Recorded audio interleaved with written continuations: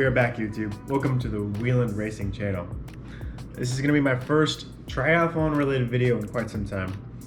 We've had quite a big block of run racing and just like life, man. I tell you what, we've been busy. We had Cap Pursuit 5K, and then 2 weeks after that we had the Blazing 5K, which is a race that I direct, and I tell you what, it never gets easier. It just gets bigger. And I'm so excited for how it turned out. Also to note, at the end, I was able to seal the deal, propose to Elise. So again, another big deal. And then a week after that, so this past weekend, I raced IMT. And we had a banner day for Run A Blaze Iowa. And so between all those races, I have just been pegged with this being busy, I tell you what. But yeah, so we are back. A lot has happened since the last video. Now, the last few videos, I was talking about how I was going to improve, how I think I'm going to get ready for Arizona. Well, now we're only a few weeks away. So it's time to dive in, how things have been going, what's going to be different as we get closer. And yeah, let's talk about it. So let's start things off with the swim. Swim has been phenomenal.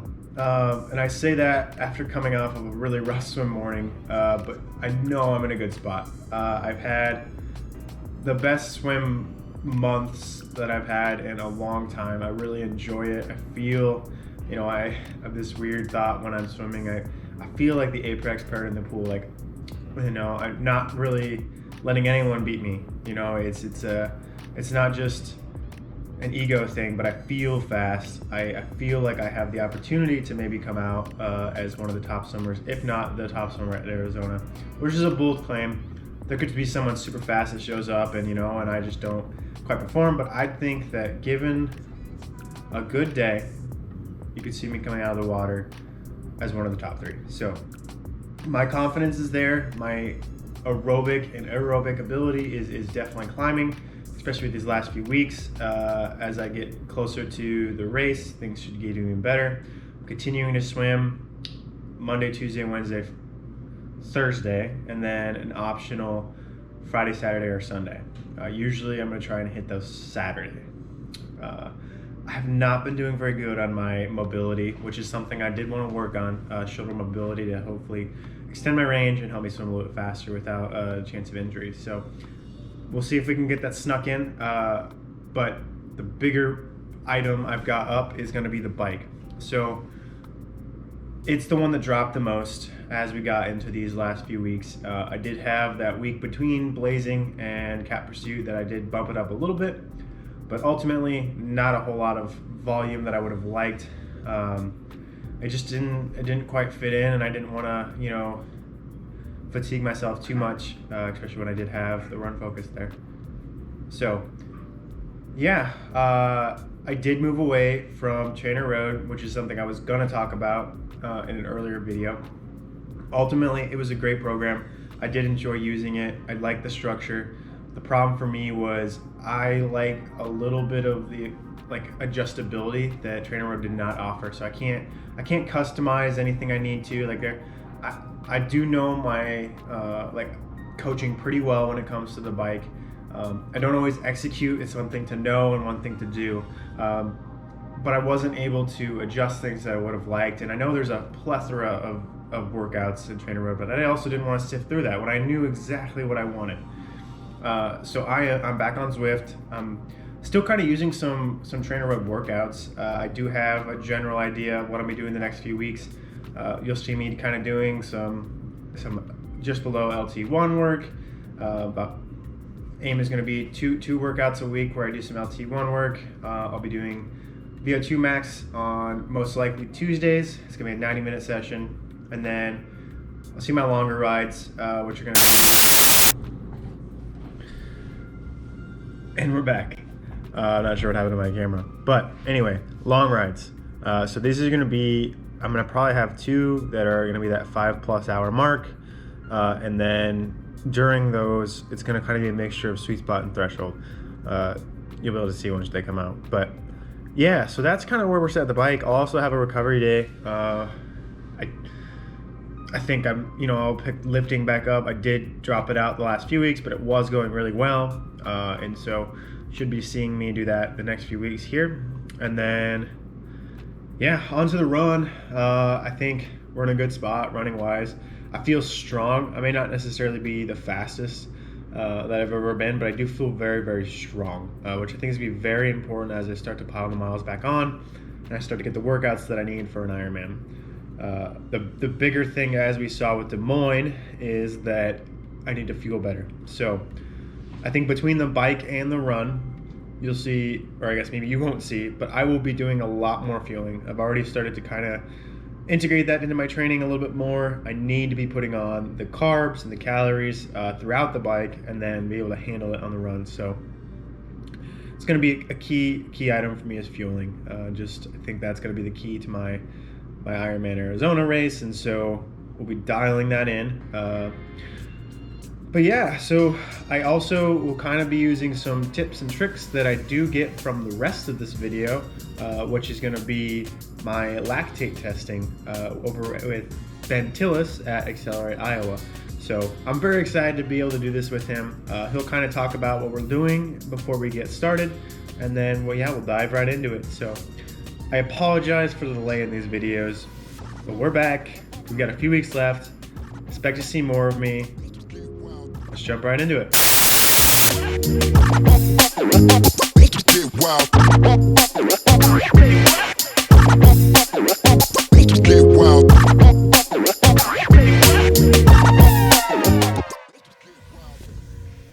All right, so this week we're going to be doing a testing protocol with XLR8 Performance. This is head coach Ben Tillis. Can you kind of tell us what we're going to be doing today? Yeah, so I'm really excited. I've had Tyson in the facility before, and we've done some testing with him and his group, obviously with Wheel and Racing. Does a phenomenal job, so I'm excited about that. But yeah, today he came back in. He's coming back from the appendectomy, just getting back into going. So we're wanting to do a little bit sooner, but here we are. And so today with Tyson, we're going to focus on the treadmill part of what he does. Tyson's triathlete, but also comes from the running background as well. So we're going to focus on the treadmill side of it. All right. Today in his test, we're going to be doing 4 different runs on the treadmill. We're going to be doing. We're going to be looking for about a 5-minute run at roughly his threshold. Good news is Tyson knows roughly what that is, so we don't have to guess too much. We're going to do another 5-minute run at roughly a 3K race pace. That's cranking pretty good for these endurance guys. Then we do another 3-minute run at 3K race pace. And we end with a run that'll take somewhere around 3 minutes till tap out point. So we'll do like a 1200 or something like that, and I'll just crank it until he tells me that's all he can handle for 1200. And what we're going to do every time in between is we're going to measure his blood lactate. And so we're going to take a little poke of blood from his ear. We use the earlobe because there's no way to like clench it, or if we use the fingers, they can kind of get a little wonky. There's a lot of sweat in there. So we use the earlobe, and we'll take blood lactate before and after. We're measuring it in millimoles per liter, and that tells us how much anaerobic energy is being contributed to the system at each pace that he's doing, all right? And so for an endurance athlete, most of the time we're hoping that he can use mainly his aerobic system, and that his anaerobic system doesn't have to contribute a lot. We know from the last time we tested Tyson that he had very low lactate production at every pace. Very common for an endurance athlete. And so that's what we're going to look for again today to see if that's changed, improved, what that looks like. And we should see it go up as the paces go faster and faster. In the last all-out effort, we're actually looking how high can it get, and that tells us how much lactate he can both psychologically and physiologically tolerate at his max effort, because that's where the races come down to those final bits. What's left in the tank when you need that last couple 100-meter surge or last mile surge in a longer event. So we're going to measure that as well. He's going to take nice recoveries in between each one. He doesn't need a lot because, again, his lactate clears very fast. So he should be in and out of this test in probably about 90 minutes. Awesome, thanks. Let's get after it.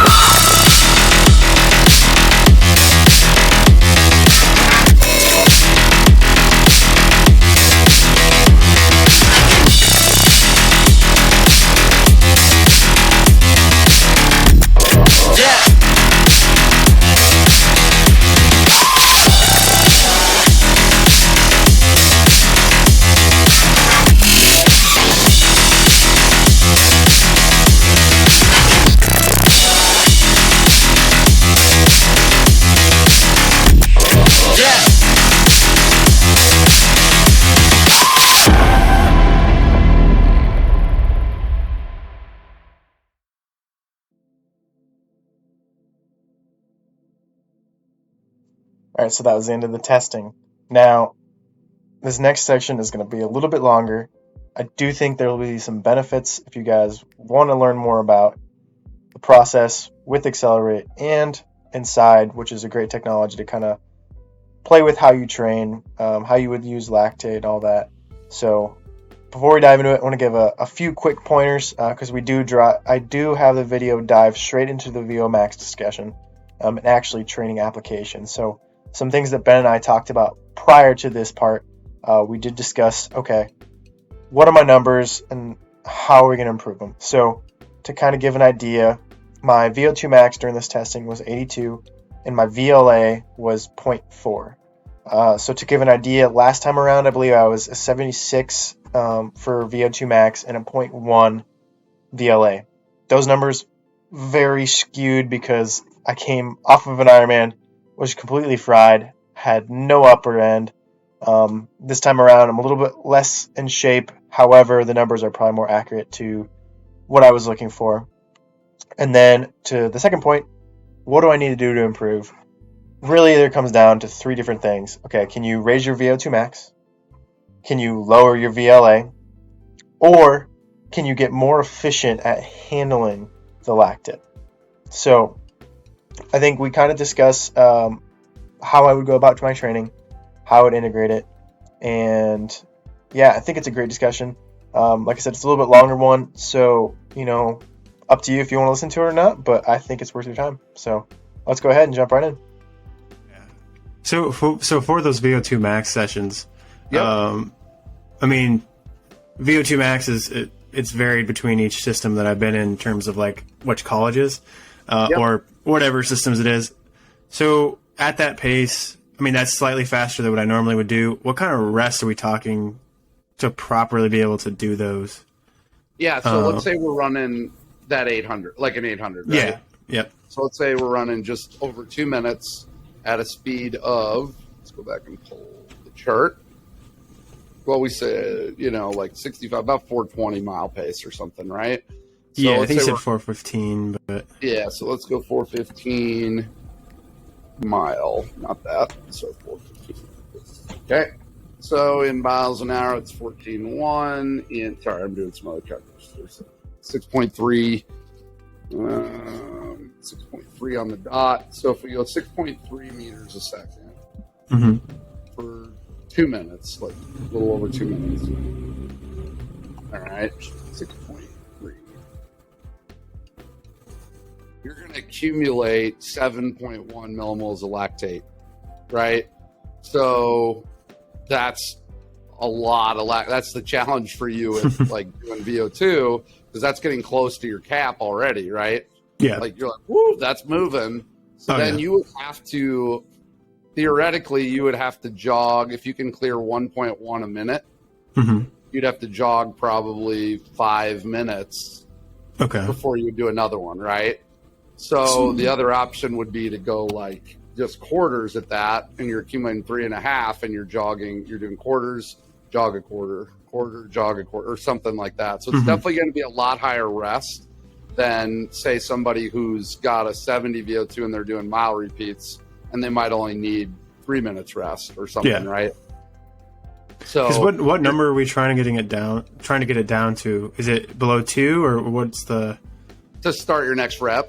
Yeah. It really doesn't matter. It's just, could you do another rep? You're going to have to be somewhere down around 1.5 or 2 just to even do another rep. Okay. Of 2, you see what I'm saying? Yeah. Because since you accumulate that much and your max tolerance is about that much, you're going to need to clear most of it before your next rep. Got it. So it's kind of an odd workout for you. So it may be one of those where you toss it in as part of like a slower, longer marathon pace run after it or something. Or you just tag it in the middle of your like road runs, right?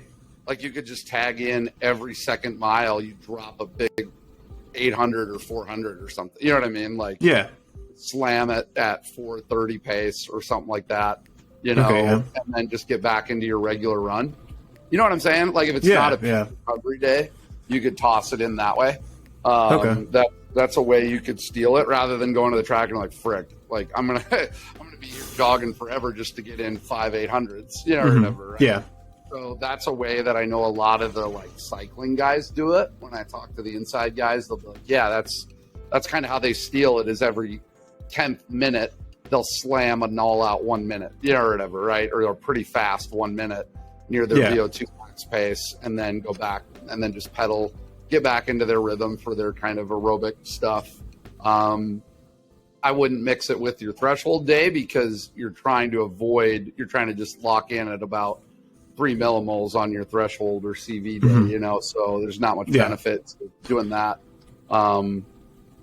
Does that make sense? Because look at there's no way for you to do it well. Effectively, Yeah, I mean, even if you slow it down to 6 meters a second, and it's going to be like a 2:15, you're still accumulating 5, or whatever. Okay, yeah. And so you're just going to be, to stimulate your VO2 now that it's up to 82, it requires high level of breathing at a very high rate, which you're not going to do unless you're moving really fast. Right? You never even probably breathe at a high rate during a triathlon, really, right? Like at a really high, like, right, where you're just like running an all-out mile. You're hard. You're in a more rhythmic thing. So to stimulate that type of growth in the heart and lungs, you're going to have to really motor, as opposed to low lactate production, like a low VLA max person that has a low, like a Hayden Kuhn, who's like, ran 903 this year, but he only had a 70 VO2. Well, he only had a 0.2 VLA max. So he could stimulate his VO2 pretty easily with a lot of mile reps and things. But so the trick and trade-off for you, though, is you go too fast and do that too many times, you're not going to be able to lower that VLA max. So your low-hanging fruit is too high of a production of VLA max, right? Because so let's just run through what that looks like, right? What if I just do like a roughly like a 60-minute race? Let's do like something that's like an hour. I mean, I know you've got all kinds of distances, but if we did like an hour event, right? And let's just say it was a running event for an hour.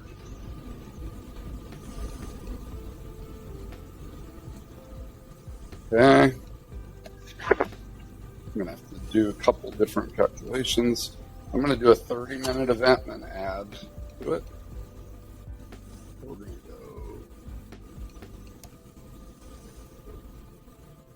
go. Okay. So if we're looking at more like a 10K at the moment, so let's just look at like a 10K, because that's going to be easier to manipulate in this.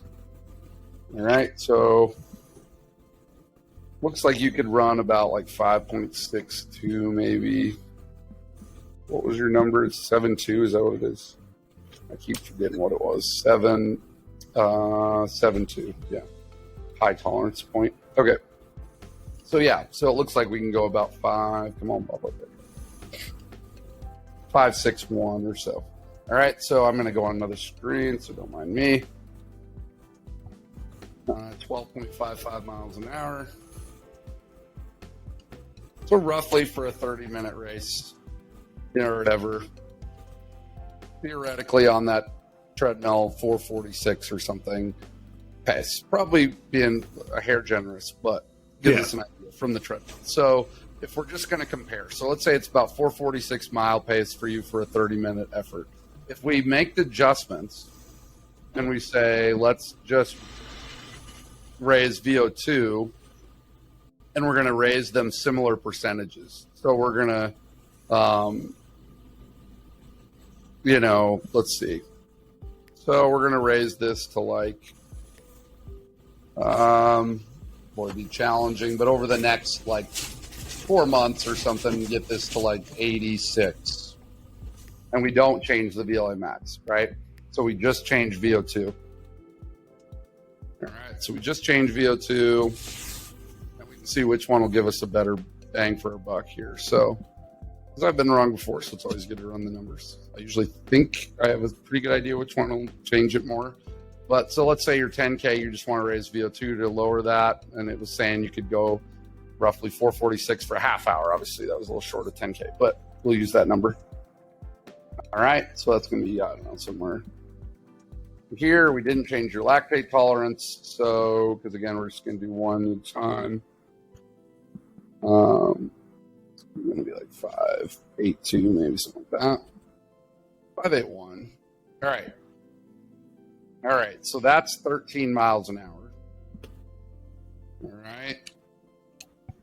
So now that pace dropped 10 seconds a mile, right? Okay. That if nothing else changes, right? So then if we go back and we do the opposite, all right, and we create and we change the lactate instead. So we go, and obviously longer events, the lactate will impact even more. It's roughly that. Let's put that. And we lower this to like 0.3. 0.32, something like that. About the same amount of time could get that to about there. Same amount of time it would take to probably raise the VO2 to about 86. Again, everybody's different, but just general things I see. And you know, again, it's going to have to fit some of how you prefer your training and stuff too. So some of this will decide. So lowering VLA max is going to take away some of your punching power, take away some of your ability to maybe make or cover moves, right? But you should be able to sustain longer, right? So, but we'll see, because it may or may not be that, right? Because it might just be we would need to lower it significantly more. So 5.78. So actually, in this route, 12.93. You're coming out a hair ahead if we could get the VO2 to that point, because this would be 438 a mile instead of 436. So theoretically, we could come out a hair ahead that way. My preference would be, I think we can do this if you do it right, is you snag a little bit of both, right? You get this VO2 maybe to 84 and a half, and this is like 0.35 or something like that. It's a little harder to maybe get both at the same, but you're not even near peak fitness, so you're going to be making those gains, right? Yeah. So it's probably quicker to get to 85 just from doing that work. And what kind of time cycle are we talking here? What's that? And what kind of time cycle are we talking here? I was looking at like maybe 3 months. Okay. Like a year quarterly cycle. I think we can get those numbers, right? Now, again, that's just kind of using the stuff with my athletes that I tend to see, that I could usually get VO2 up maybe 2.5 to 3 points and a reduction of maybe 1/10 off the VLA max. If I had either a season or an off season is pretty typical. Now I've seen people go up 10 points. I've seen people go up in VLA. You know, there's a lot of variety. That's kind of the mean. And then let's say, you know, that tolerance level likely will go up as you get into more competitions, things like that. And then more, so let's say that goes up to like 8. Don't even have to go that much higher, but let's say it goes up to 8. Improving those two. Let's see what that does for us.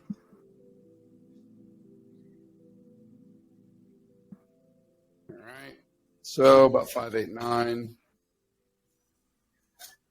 And that's 13.18 miles an hour. And so that is the best bang for a buck, looks like, for you to take a little bit more mixed approach. Because that gets us down to 433 a mile. So again, if we're just looking at change, Delta, mixed approach reduced it by 13 seconds a mile for a 10K. The VO2 focused approach lowered it by 10. The VLA max reduction approach lowered it by 8. Right. Okay. And there's never really a point where you just have a lactate tolerance increase a period of time. That's just, you toss that in with what you're working on. You're always trying to find ways to deal with lactate better. Like I said, just dealing with it in workouts is just part of it. So for you, like I said, it looks like the most balanced we could do, if I pull up your name now, most balanced type of approach on all these is this top one. We didn't get as high of a VO2. We didn't get as low of a VLA max, but it gave us more bang for our buck, right? Okay. And so the reason this VO2 is not that much higher is obviously it's going to slow down dramatically, and it's increasing as you get, you know, higher and higher. You're not just going to be on a rapid approach towards 100.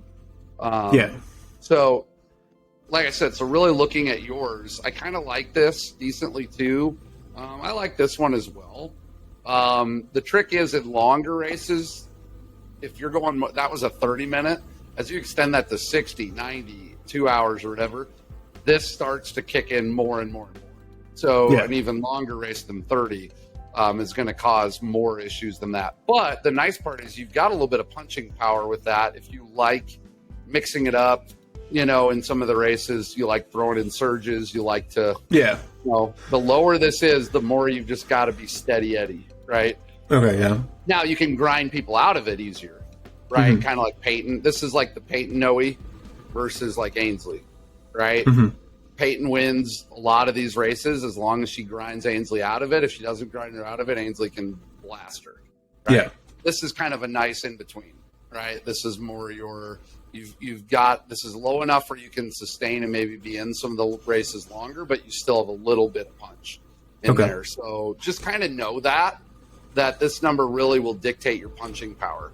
It's nice to lower it, but it really, it takes a lot of that, some of what you probably like about yourself as an athlete out of the equation, right? If that makes sense. So, so you've just got to weigh those pros and cons of, if you can't even be in the race, you might as well lower this if you're just trying to get in the race and get some money.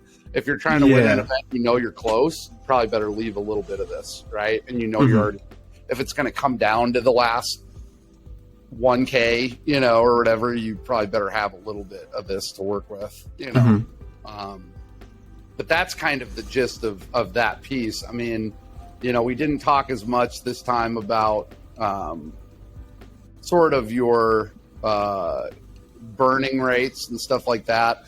Glycogen loads still in that, mid to high 500, her ability to utilize glycogen and things. So, I mean, obviously I'm going to pull up the current one here. Let's see. I think last time we were kind of showing what some of these might be. I mean, if you're kind of maintaining an effort level of a race that's probably would be about this effort level for a half Ironman probably or something, right? Like a tempo type run for 3 or 4 hours, a little slower between these two. Yeah, a little slower. So you're probably burning 150 grams an hour, right? That's probably in the ballpark of what we talked about. So if you're burning around 150 an hour, you've got to get something in by 4 hours. You've bombed, right? I think that's about where we came out last time, right? Yeah, it's right around 4.5 or so. Yeah, so that's kind of it. So it continues to give you roughly that idea, and whatnot. So my curiosity would be in a couple weeks if I went ahead and purchased and got the bike setup done, which would be nice. I know we talked about doing that and we both got busy. But if we got that done and you wanted to do the bike test and see what the bike tells us, does that say your biking is more VLA max high or low, right? I mean, this is where things get wonky, right? Do you use more anaerobic power when you're biking versus running? Things like that, right? Because that could influence, you may do certain types of workouts more on the bike than you do on the run, right? You know what I mean? Yeah. Honestly, I would probably guess that I probably produce a better VO2 max on the bike. Yeah.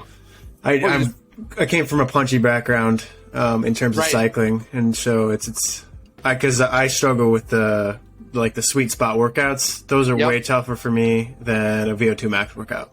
VO2 max I could do all day. Well, and that's what I'm curious on. That's where I'm like, I think if we got you in, sometime in the next few weeks when it made sense for you, we wouldn't have to do all the crazy. I mean, you can obviously do what you want, video and whatever, but we can go a little quicker now that we know, we can be almost in and out in 90 minutes probably, especially on the bike. We should be able to get it knocked out pretty quick. But that would be a way to do it, and then down the road, I'd also like to be able to do it where you can try it doing our offsite version using power to see how it matches up. It's been pretty close with them, but I want to see, okay, those are pro athletes. Like, how good are our guys that are not monitored with hookups and lines and a guy driving next to him yelling at the or whatever. Like, in reality, to see if it's something that we can get more, doing it more around the United States, even with cyclists or things, if we're using don't even need the blood draw. So Absolutely, yeah. what questions do you kind of have off of that? It's definitely makes more sense for what type of athlete you are. I really think it's obvious now. It really shows. Never do a test if we feel like we're that close to it. But like, I was curious how much different it would be. It's very different, isn't it? Yeah, I mean, the thing was kind of still a little bit odd is like I'm still coming back, and so I don't think my maximum test was quite what it probably could be, even though it was better than last time. Last time I was neuromuscularly fried. This time I was more, I wouldn't say scared, but my mind was like, you haven't run this pace in a while for this duration. And so I think you were locked in, yeah, and I honestly would say like I think that number goes up a bit, and then I mean, obviously would push your VO2 up is what it would do. And it would slightly lower your VLA max is what it would do. Yeah. And then you'd have a little more tolerance, right? This does tend to, I would say, now again, this is, it's within like 0.3% when they use the metabolic carts of, so it's within the same margin of error of the metabolic carts on VO2. To me, it seems like they always come out a little high, or whatever, relative to a lot of the carts. But yeah, my guess is you probably do have a slightly higher one, though. And just thinking of my other athletes and where some of them stack up that have like 82s or things like that, I'm like, yeah, you'd drop them. You know what I mean? Like things like that. Like thinking like Caleb has a similar physiological set, and you would just bury him in a 5K. You know what I mean? Like you also have some other skills that you've developed over time psychologically as well, right? Yeah, for sure. I guess, I don't know if I've got a ton of questions. I think you've kind of covered the basis of it. I've got a running block coming up, so naturally I might look at some of these paces and kind of see. Yep, I'll just send you the report too. So, but here it is on the screen. You've already recorded it too if you want. But I'll send you the report. I guess on average, so you adjusted already for the treadmill. The numbers seem still maybe a touch high for what I'd maybe be capable of right now. Yep. But what would you on average see? So like, let's say it's a 5K, because I've got some of those coming up. What kind of pace, and I guess what zone am I trying to hit to be able to handle that 5K? So we're trying to get it to where I'm building lactate up to that 7 mark basically. At the end of that 15-minute, right? Is that kind of the goal? Yeah. That's where basically you would tap out at that point, right? If you got there early, you'd have to, or whatever, right? Yeah. Are you talking about a specific type of workout, or? This is more or less actually just race specific. So I'm pretty known as I'm a rabbit kind of guy. I go out pretty quick, and that might even. There are certain aspects, like if I don't go out fast, I might never reach that speed in the race. So it's kind of a weird situation, but I guess like so probably that line.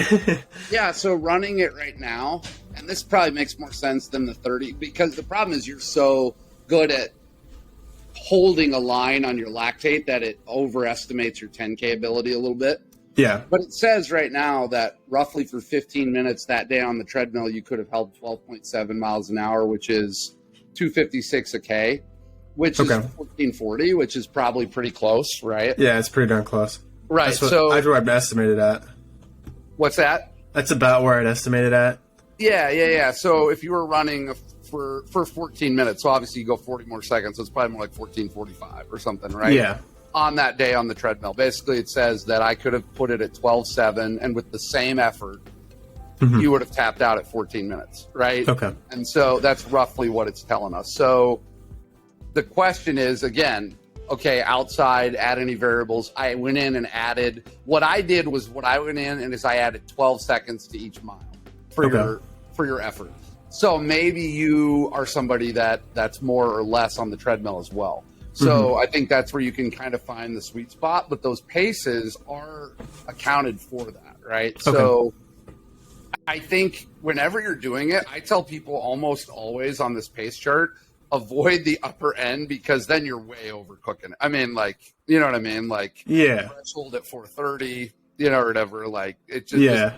try, you know, that's just not, you know, that's going to be perfect. The Target, even, it tends to be, this is under this was the circumstances on the treadmill. So I tell people almost honestly, most of the time, lean over in the lower edge, right? Because it's going to account for this. This will be closer for heat, for humidity, for outside, for wind, for, you know, just whatever. Unless you've got a pretty fast track day, you know, you're on the track and it's pretty decent, then you'd be about here. This would just be a day when you're just like going off. I don't know, you know, whatever, because he's crazy fast.